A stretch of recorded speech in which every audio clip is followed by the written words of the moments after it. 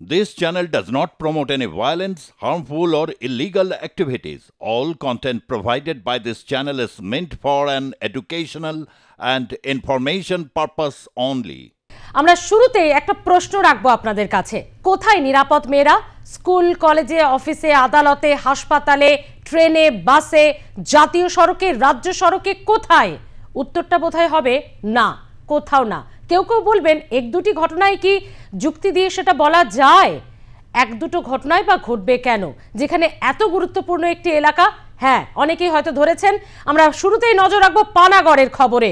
প্রাণ গেল এক তরুণীর, কিন্তু কেন? দায় কার? কোথায় নিরাপত্তা? কটূক্তি করতে করতে ধাওয়া, 20 কিলোমিটার নোংরা অঙ্গভঙ্গি, গাড়ি আটকে দেওয়ার চেষ্টা। মত্ত যুবকদের হাত থেকে বাঁচতে চলছিল গতির লড়াই। কিছু দূর গিয়েই না সামলানো যায়নি, পাল্টি খেয়েছে গাড়িটা। পানাগড়ে ইফটিজারদের দৌড়াতে এভাবেই শেষ হয়ে গেলেন চন্দননগরের তরুণী সুতন্দ্রা চট্টোপাধ্যায়।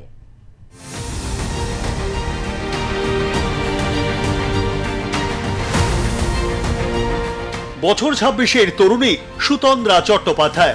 নৃত্যশিল্পী সুতন্দ্রা রবিবার রাত 10টায় চন্দননগরের বাড়ি থেকে বেরিয়েছিলেন গাড়ি দিয়ে। সঙ্গে ছিলেন আরও 4 জন। বুদবুদে পেট্রোল পাম্পে গাড়ির তেল নিতে দাঁড়ান তারা। ওই পেট্রোল পাম্পে কয়েকজন যুবক আসে। পেট্রোল পাম্পেই সুতন্দ্রাদের ওপর নজর পড়ে তাদের। সুতন্দ্রাদের গাড়িটিকে ফলো করে ওই ইফটিজাররা। পানাগড়ে রাইস মিল রোডের ওপর গাড়িটি আটকানোর চেষ্টা করে। মত্ত যুবকদের হাত থেকে বাঁচতে গতি বাড়ান সুতন্দ্রার গাড়ির চালক। এরপরই নিয়ন্ত্রণ হারিয়ে রাস্তার ধারে একটি দোকানে ধাক্কা মারে। তারপর একটি শৌচাগার ও লোহার যন্ত্রাংশে ধাক্কা মেরে উল্টে যায়। ঘটনাস্থলেই মৃত্যু হয় সুতন্দ্রার। একটা নিরাপত্তার কিন্তু একটা বিষয় হয়ে দাঁড়িয়েছে। যে সকল গাড়ি রাত্রেবেলা যাচ্ছে তাদের কি তাহলে কোনো নিরাপত্তা নাই, প্রশ্ন তুলছে সেটাই। যদিও পুলিশ এই সাদা গাড়িটিকে বাজেয়াপ্ত করা হয়েছে। জানা গেছে এই গাড়িটি পানাগড় বাজারের রন্ডিয়া মোড়েরই এক ব্যবসায়ের গাড়ি, কিন্তু অভিযুক্তদের কিন্তু এখনো পর্যন্ত চিহ্নিত বা গ্রেপ্তার করা হয়নি।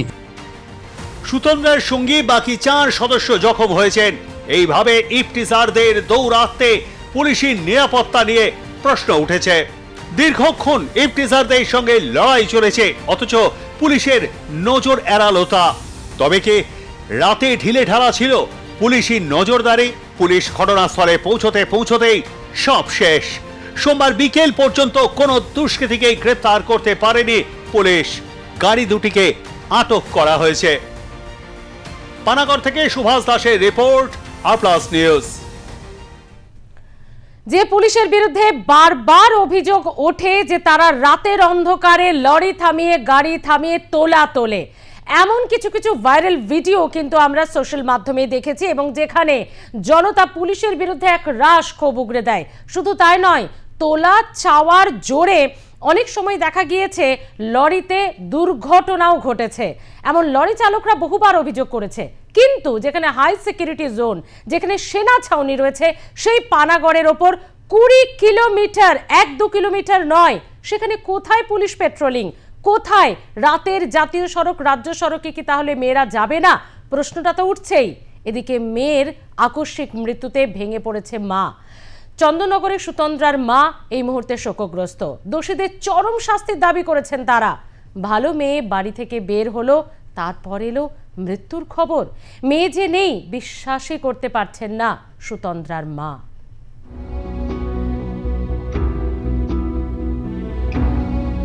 আমরা দেখতে পাচ্ছি এই সেই দুষ্কৃতীদের গাড়ি, যে গাড়িটার নাম্বার WB40AT1976। এই গাড়িটি করে চন্দননগর থেকে যারা যাচ্ছিলেন বিহারের দিকে, তাদের গাড়ি কিন্তু ধাওয়া করে। যেটা জানা গেছে প্রায় 20 কিলোমিটার কিন্তু 19 নম্বর জাতীয় সড়কের উপর তারা ধাওয়া করে। এবং এই চন্দননগরের গাড়ির চালক যিনি ছিলেন, তিনি যেটা জানিয়েছিলেন তারা মদ্যপ অবস্থায় ছিলেন। আমরা দেখতে পাচ্ছি এখনো পর্যন্ত যে চালকের যে সিটটা আছে সেখানে কিন্তু মদের গ্লাস রাখা রয়েছে। শুধু এখানে নয়, গাড়ির পেছনেও যারা বসেছিল সেখানেও কিন্তু যে মদ খাওয়া হয়েছে সেই গ্লাস কিন্তু একাধিক জায়গায় ছড়ানো হয়েছে। অতএব তারা যে গাড়িতে বসে মদ খাচ্ছিল সেটা কিন্তু এখনো কিন্তু স্পষ্ট বোঝা যাচ্ছে। এই সেই গাড়ি করে যে দুষ্কৃতীরা প্রায় 20 কিলোমিটার ধাওয়া করে পানাগড় বাজারে যখন ঢোকে চন্দননগরে যে গাড়িটা, তারা নিজেদের বাঁচাবার জন্য, যেহেতু রাস্তায় কোনো পুলিশ প্রশাসনকে তারা দেখতে পায়নি, তারা ভেবেছিল পানাগড় বাজারে ঢুকে গেলে, লোকালিটির মধ্যে দিয়ে ঢুকে গেলে হয়তো তারা বেঁচে যাবেন, কিন্তু সেখানেও এই দুষ্কৃতীরা তাদের পেছন ধাওয়া করে এবং তাদের গাড়িকে ধাক্কা মারে। এই চন্দননগরে গাড়িটি দুর্ঘটনাগ্রস্ত হলে মহিলা কিন্তু ঘটনাস্থলেই মারা যায়। কিন্তু এই ঘটনা ঘিরে পুলিশ, আসানসোল দুর্গাপুর পুলিশ কমিশনারেটের কাকসা থানার পুলিশ তদন্ত শুরু করেছে। শাস্তি চাইছি, আমার হাজবেন্ড এই 8 মাস হলো মারা গেছেন, তার মধ্যে এই ঘটনা অবশ্যই শাস্তি চাইছি। থানার রাজত্ব চলছে, শ্মশানের রাজত্ব, বাড়ির ছেলে মেয়েদের কোনো নিরাপত্তা নেই রাজ্যে। আচমকাই গাড়ি এসে, সাদা গাড়ি, এই গাড়িটা, হ্যাঁ এই গাড়িটা এনার ডান দিকের গেট দিয়ে আমার বাঁ দিকে পুরো চেপে দিল, যে আমার ডিভাইডারের ওপর গাড়িটা তুলে দেওয়ার চেষ্টা করেছে, কিন্তু তুলতে পারিনি। তারপর আমি আবার স্লো হয়ে আমি বাঁ দিকের থানার রাস্তাটা ধরেছিলাম, কিন্তু ও আমাকে আবার বাঁ দিক থেকে ওভারটেক করে এসে আবার মেরেছে, ধাক্কা মেরে গাড়িটাকে পাল্টি করে দিয়েছে। তার মধ্যে ম্যাডাম আমাদের স্পটে মারা গেছে। কজন ছিলেন আপনার গাড়িতে? আমাদের পেছন সিটে 3 জন ছিল, আর সামনে ম্যাডাম আর আমি ড্রাইভার। মানে এই গাড়িতে কতজন ছিল তাও বুঝতে পেরেছিল? এই গাড়িতে মধ্যে 5 জন মতন, 5-6 জন মতন ছেলে ছিল। শুধু ছেলে? তারা কি কোনো বাজে ইঙ্গিত এইসব কি করছিল? একটু বাজে ইঙ্গিত করছিল, টোনটিটকারি করছিল, হাত পা দেখাচ্ছিল। কি মনে হচ্ছে কোনো ছিনতাই উদ্দেশ্য ছিল নাকি? কিছু তো অবশ্যই উদ্দেশ্য ছিল, ছিনতাই, লুটপাট, কিডন্যাপিং। জানি না এরকম কিরকম কী করা হয়েছে, কিন্তু গাড়িতে যারা ছিল তাদের কথা অনুযায়ী এটা তো আর কি জেনে বুঝেই করা হয়েছে আর কি। এখন এই গাড়িতে যে 5 জন যাকে ছিল তাদেরকে যতক্ষণ না চিহ্নিত করা হচ্ছে বা তাদেরকে গ্রেপ্তার করা হচ্ছে ততক্ষণ কিন্তু স্পষ্ট হচ্ছে না তাদের কি উদ্দেশ্য ছিল, ইফটিচিং না ওই ছিনতাই না অন্য কোনো কারণ ছিল, সেটা কিন্তু এখনো স্পষ্ট হয়নি। তবে সম্পূর্ণ বিষয় নিয়েই কিন্তু পুলিশ তদন্তে নেমেছে। পানাগড় থেকে সুভাষ দাস, আর+ নিউজ। কোনো ঘটনা ঘটলে, কোনো ইফটিজিং, ধর্ষণ বা শ্লীলতাহানির ঘটনা ঘটলে আমাদের সমাজেরই অনেকে প্রশ্ন করেন, একা মেয়ে বেরোনোর কি প্রয়োজন, একা ওই মেয়েটি কেন বেরিয়েছে? এই ঘটনায় দেখুন, তিনি একা ছিলেন না, সুতন্দ্রার সঙ্গে আরও 3 জন ছিলেন তাদের গাড়ির পুরুষ চালকও। তারপরেও এই ধরনের লালসা থেকে কি বাঁচতে পারলো সুতন্দ্রা? 3 জন জখম হয়ে হাসপাতালে চিকিৎসাধীন, গাড়ির চালক কোনো রকমে প্রাণে বেঁচেছেন। এখানে তো একা মেয়ে রাস্তায় বেরোয়নি, তাহলে এবার কি বলবেন আপনারা? অনেকেই এই প্রশ্নও রাখছেন যে একা নয়, কার্যত দল বেঁধে বেরোলেও মেয়েরা রাতের অন্ধকারে বোধহয় আজও নিরাপদ নয় এই রাজ্যে। পানাগড়ের গাড়ি ধাওয়া করে লাগাতার ধাক্কার ঘটনায় মৃত্যু হয়েছে হুগলি চুঁচুড়ার বাসিন্দা সুতন্দ্রা চট্টোপাধ্যায় নামে এক মহিলার। অভিযোগ, কয়েকজন মত্ত যুবক গাড়ি নিয়ে তরুণ গাড়িতে বারবার ধাক্কা দিতে থাকে। তাদের হাত থেকে বাঁচতে দ্রুত গতিতে গাড়ি চালায় তরুণী, উল্টে যায় গাড়ি, মৃত্যু হয় তরুণীর।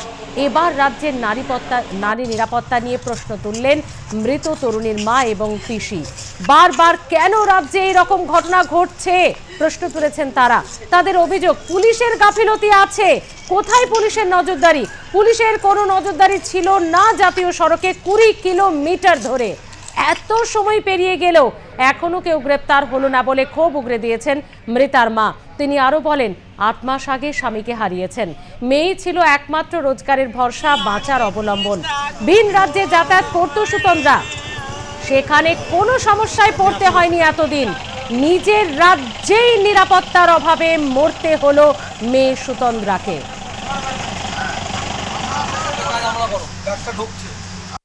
নিরাপত্তা কোনো কিছু আছে বলুন না? নিরাপত্তা থাকলে এই ঘটনাটা ঘটে? কোনো এইরকম ধরনের ঘটনা বারবার হচ্ছে, পশ্চিমবঙ্গে বারবার একই ঘটনা হচ্ছে। কি বিচার হচ্ছে, কি হচ্ছে? কেউ কিছু পাচ্ছে? কিছু পাচ্ছে না। কি বলে বেরিয়েছিল মেয়ে? মেয়ে তো কাজে যায়। কোথায় যেত? ইভেন্ট ম্যানেজমেন্ট করে। আচ্ছা, আপনার মেয়ে কি ইভেন্ট ম্যানেজার? হ্যাঁ, গতকালও তাই বেরিয়েছিল। একই, ও বিয়েতে, এখানে একজনের, ওরই নাচের গ্রুপে একজনের বিয়ে ছিল, সেই বিয়েতে এসেছিল।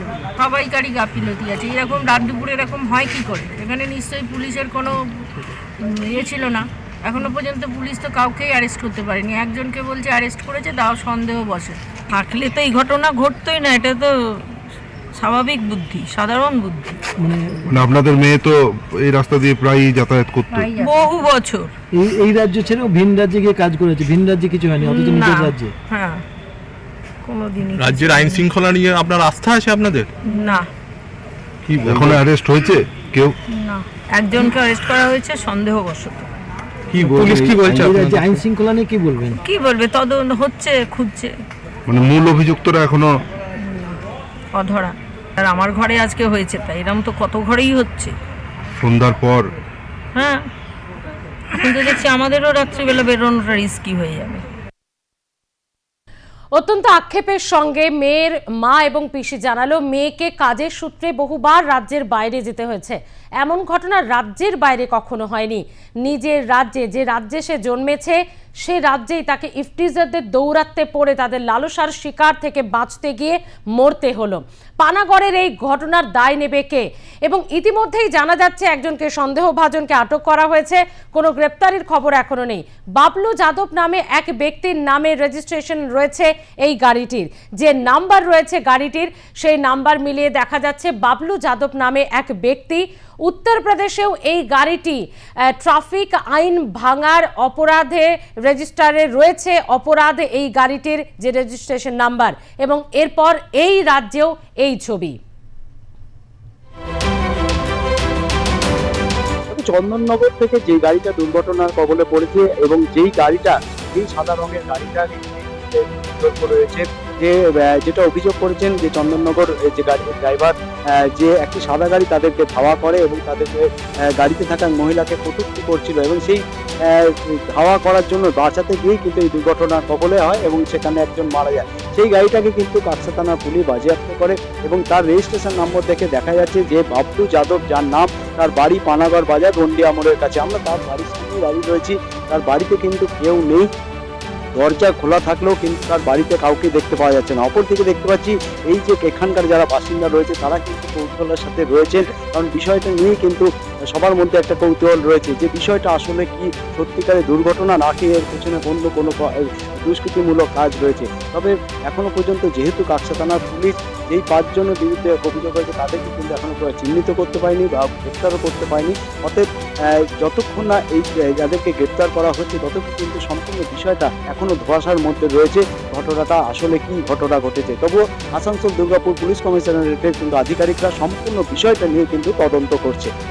পানাগড় থেকে সুভাষ দাস, R+। ময়না তদন্ত নিয়েও এবার জটিলতা। আরও একবার তার দেহ আনা হলো কাকসা থানায়। আপনারা জানেন যে ইতিমধ্যে তার ময়না তদন্ত হয়েছে, কারণ যে কোনো ঘটনায় মৃত্যুতেই ময়না তদন্তেই তার আসল রিপোর্ট উঠে আসে। কি নিয়ে জটিলতা শুরু হলো, কথা বলবো। আমাদের সঙ্গে রয়েছে আমাদের প্রতিনিধি সুভাষ দাস। সুভাষ, ময়না তদন্তের পরও জটিলতা কেন, ঠিক কি হলো? মারা গেছে তার মা, তার দেহ নিয়ে থানায় এসেছে। যেটা অভিযোগ করছেন তারা ময়নাতদন্তের পর বর্তমান দেহ আবার এনেছে, কারণ যারা এই যে গাড়ি করে যাচ্ছিল, দুর্ঘটনা করতে যারা ছিলেন গাড়িতে, তাদেরকে নাকি সকাল থেকে কাকসা থানা আটকে রেখে তাদেরকে উপরে হেনস্থা করা হচ্ছে এবং যারা তাদেরকে এখনো পর্যন্ত গ্রেফতার করেনি। বলছেন এটাকেও ধামা চাপা দেওয়ার চেষ্টা করছে, সেই কারণে দেহ নিয়ে আবার চলে এসছেন কাকসা থানায়। এখন ঘটনাস্থলে আছেন একাধিক আধিকারিকরা রয়েছেন, তবে মা এবং তার পরিবারের লোকরাও কিন্তু দেহ নিয়ে সোজা চলে এসছেন কাকসা থানায়। তারা এখন সকলে কিন্তু আধিকারিকের ঘরে রয়েছে। তারা যেটা বলছেন বিষয়টা থেকে আবার ধামা চাপার যে রাজ্য ঘটনা ধামা চাপা দেওয়ার চেষ্টা করছে, সেটা নিয়ে আবার ব্যবস্থা হয়েছে। একদম সরাসরি আমরা চলে যাবো পরিবারের কাছে। দেখো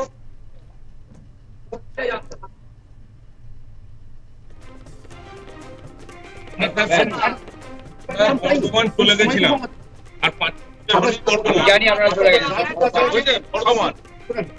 যখন এরকম বললো আমরা আবার চলে এলেন কেন?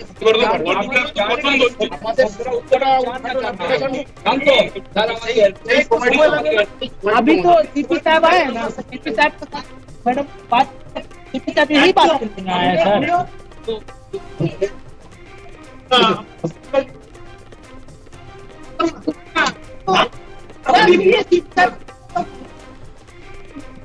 থানার বাইরে জটিলতা সৃষ্টি হয়েছে এবং সেখানে মাও আত্মীয়রা রয়েছেন, তবে তার দেহ নিয়েও জটিলতা, ময়না তদন্তের রিপোর্ট নিয়ে জটিলতা।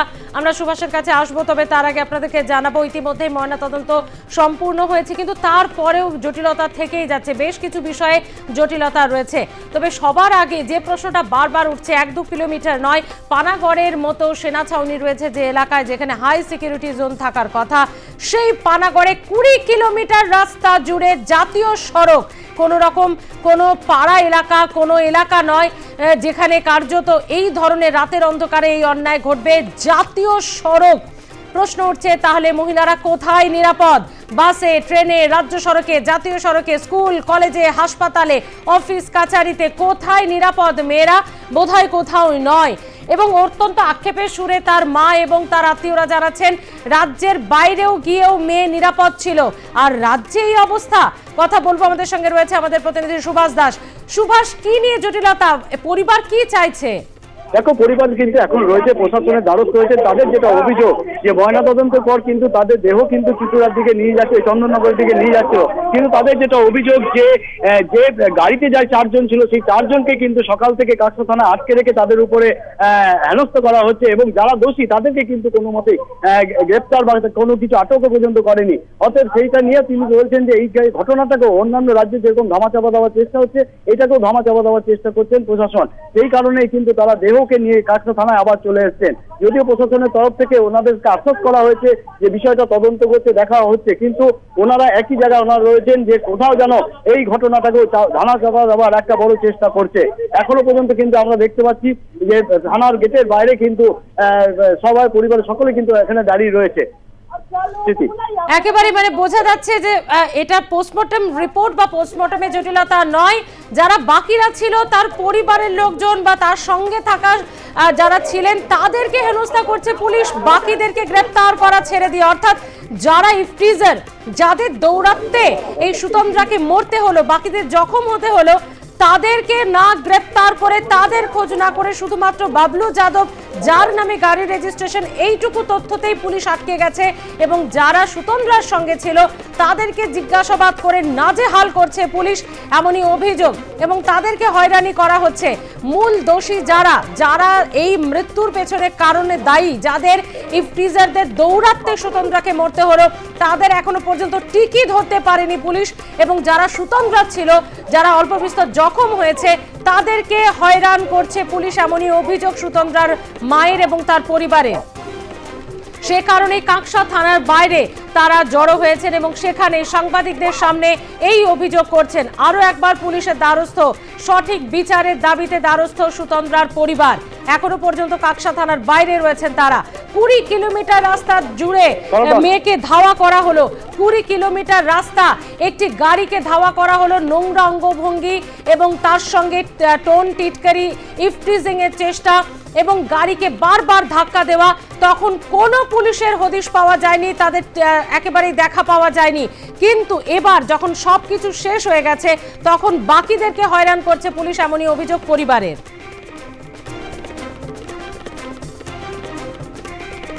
পানাগড়ের এই ঘটনা আরো একবার রাজ্যের নারী নিরাপত্তা নিয়ে তুলছে প্রশ্ন। কাকসা থানায় ফের আনা হলো সুতন্দ্রার দেহ। পরিবার সেই দেহ নিয়েই তারা পোস্টমর্টমের পর তাদের বাড়ি চন্দননগরে না ফিরে তারা কাকসা থানার সামনে গিয়েছেন, কারণ বাকিদের হয়রান করছে পুলিশ, এমনই অভিযোগ। থানার ভেতরে সমস্ত পুলিশ অফিসাররা রয়েছেন, তারা দোষীদের উপযুক্ত শাস্তি, তাদের গ্রেপ্তার না করে পরিবারের লোককে হেনস্থা করছে, বাকিদের হেনস্থা করছে, এমনই অভিযোগ কাকসা থানার পুলিশের বিরুদ্ধে। কোথায় ছিল এই পুলিশ যখন 20 কিলোমিটার জাতীয় সড়কের ওপরে 4 জন তরুণীকে হেনস্থার চেষ্টা করলো একদল মদ্যপ যুবক গাড়ি ধাওয়া করে? এতখানি স্পিডে তারা ছিল যে নিয়ন্ত্রণ হারিয়ে ফেলে একটা সময় গাড়ি। এই যুবকদের হেনস্থার লালসা থেকে বাঁচতে মেয়েগুলি তাদের গাড়ির স্পিড বাড়িয়ে দেয় এবং একটা সময় নিয়ন্ত্রণ রাখতে না পেরে উল্টে যায় গাড়িটি, এবং এই ইফটিজারদের দৌড়াতেই প্রাণ যায় তরুণীর। আক্ষেপের সুরে তার পরিবারের লোকজন, মৃতার পরিবারের লোকজন বলছেন, বহুবার ভিন রাজ্যে গেছে মেয়ে, রাত বিরেতে বেরোতে হয়েছে কাজের জন্য, কোথাও তাকে হেনস্থা হতে হয়নি। নিজের রাজ্যে, যে রাজ্যে সে জন্মেছে, যে রাজ্যের ভোটার সে, যে রাজ্যের নাগরিক সে, সেই রাজ্যে নিরাপত্তার অভাবে ইফটিজারদের বলি হতে হলো তাকে। প্রশ্ন তুলছেন সুতন্দ্রার মা। মেয়েরা কোথায় নিরাপদ? স্কুল, কলেজে, অফিসে, আদালতে কোথায়? কোথায়? হাসপাতালে, ট্রেনে, বাসে, জাতীয় সড়কে কোথাও মেয়েরা আজ নিরাপদ নয়। আমাদের সঙ্গে রয়েছেন প্রাক্তন পুলিশ কর্তা অনিল জানা। স্যার, মেয়েরা তাহলে কি সত্যিই কোথাও নিরাপদ নয়? স্কুল, কলেজ, অফিসে, হাসপাতালে ছেড়ে দিন, জাতীয় সড়কে 20 কিলোমিটার রাস্তা, যে পানাগড়ের সেনা ছাউনি পর্যন্ত রয়েছে, সেখানে তো আরো বেশি টাইট সিকিউরিটি থাকা দরকার, অন্তত রাজ্য দেশের স্বার্থে। 20 কিলোমিটার একটি গাড়িকে ধাওয়া করলো মদ্যপ যুবকরা। কোথায় পুলিশ পেট্রোলিং? তারা কি শুধু তোলা তুলতেই ব্যস্ত থাকে, যে অভিযোগ লরি চালকরা করে? না, ব্যাপারটা হচ্ছে ধরো এই যে এখন তো ওয়ার্কিং লেডি অনেক বেরিয়েছে, তাদের কাজ করে খেতে অনেকে লেটে পেরে, এক্ষেত্রে হয়তো যে কোনো কারণেই ফিরছিলেন। এখন এতটা এটা একটা প্রশ্ন যেটা করেছো, সেটা যুক্তিসঙ্গত যে এতখানি স্ট্রেচ ফলো করলো, এত হাইওয়ে পেট্রোল নেই, হাইওয়েতে পেট্রোল থাকে, তারা কি করে কে জানে। এখন তো পুলিশের প্রথম কথা হচ্ছে সংখ্যা কমে গেছে, পুলিশের কোথায় আর কি করবে, হাইওয়ে পেট্রোল তো রয়েছে। এই যে টিজিং বা ছিনতাই এগুলো আগেও হতো, আমাদের সমাজে হয়নি তা নাই, কিন্তু আমাদের যখন হতো সেই সব জন্যে, যেমন রবীন্দ্র সরোবরে দেখবে মর্নিং ওয়াকার যারা থাকেন, বয়স্ক লোকেরা বা বয়স্ক মহিলারা, ওদের এই তখন ওখানে কি হলো, ওখানে প্রিভেন্টিভ মেজার নেওয়া হলো, ওখানে প্রচন্ড পেট্রোল দেওয়া হলো, প্রচুর পুলিশ দেওয়া হয়, এবং ওখানে 2-1 মামলা বিচারপতিও সকালবেলা মর্নিং ওয়াকে আসেন, ওনারাও দেখেন। হ্যাঁ, এখানে সকাল এই প্রিভেন্টিভ মেজারটা তো নিতে হবে। পেট্রোল করবে কোথায়? তোমার পুলিশে যদি থানায় যে সংখ্যক পুলিশ থাকার কথা সে সংখ্যক পুলিশ থাকে। এখন তো বাংলায় একটা কথা আছে, গ্রাম্য কথা, ছাগল দিয়ে ধান চাষ হয় না, এখন তো বলদ লাগে। বলদ তো নেই, এখন পাওয়ার টিলার ট্রাক্টর দিয়ে হয়। কিন্তু কথা হচ্ছে তো পুলিশের একটা রিক্রুটমেন্ট হলে তার একটা ফিজিক্যাল ফিটনেস থাকে, তাদের পরীক্ষা হয়, তাদের ট্রেনিং হয়, তার ফলে তাদের ফিটনেস থাকে, তাদের সিনসিয়ার, তাদের মাইনেটা থাকলে, তাদের কষ্ট করে চাকরি পেলে চাকরির উপর তোমার একটা দায় দায়িত্ব বোধ থাকে। এখন তো যা হচ্ছে, এই তো দাদা দিদি ভর্তি করে দিচ্ছে তাদের, যে তাদের করতে গেছে তারা জানে আমার দাদা দিদি আছে, আমার কাজ না করলে অকাজ কুকাজ ওপরওয়ালাদের দেখছে, মানে ওপরওয়ালা মানে ওদের দাদা দিদিদের দেখছে অকাজ কুকাজ করছে।